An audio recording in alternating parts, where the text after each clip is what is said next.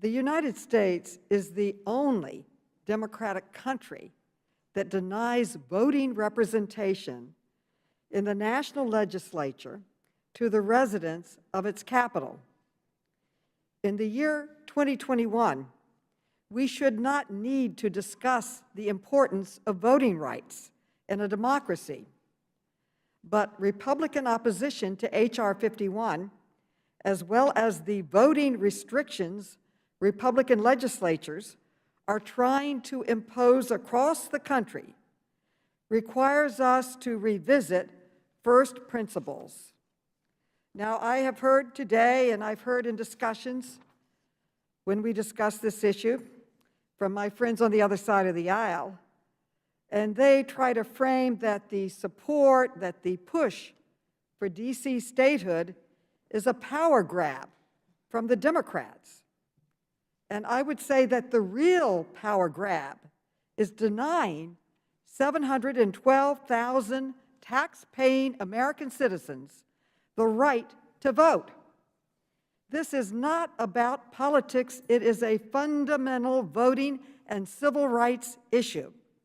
And it is outrageous that Republicans would play a partisan politics just to block 712,000 Americans from having full equality in our democracy.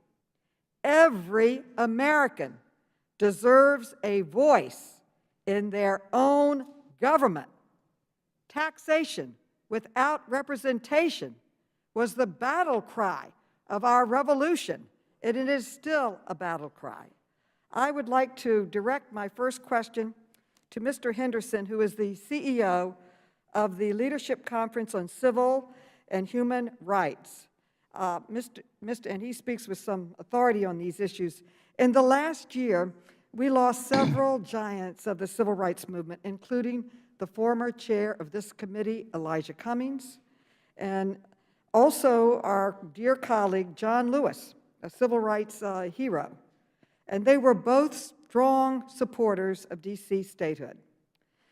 So my question to you is that you said that until DC residents have a vote in Congress, and I'm quoting you, the efforts of the civil rights movement will remain incomplete, end quote. Can you elaborate on your statement? Why do you view this as a continuation of the civil rights movement? Mr. Henderson.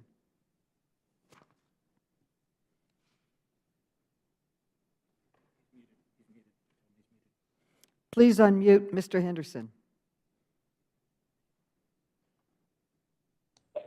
So sorry. Thank you, Madam Chair.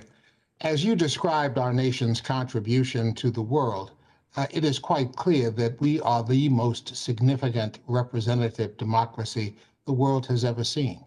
And yet we are burdened by a contradiction, even as we attempt to bring democratic values to the rest of the world.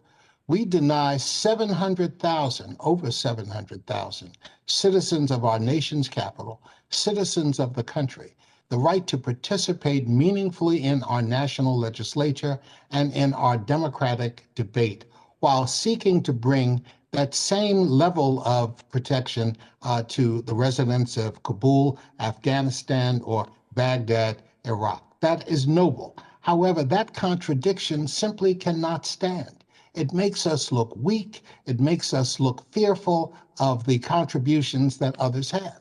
I heard arguments this morning that suggest, well, Congress created this enclave known as the District of Columbia to ensure that it was not dependent on the support of surrounding states to protect its interest. That argument is absolutely laughable, having seen the insurrection of January 6th, in which our Congress of the United States was virtually overthrown the first time since the War of 1812 by individuals who had absolutely no respect for the rule of law or the interests that Congress purports to represent.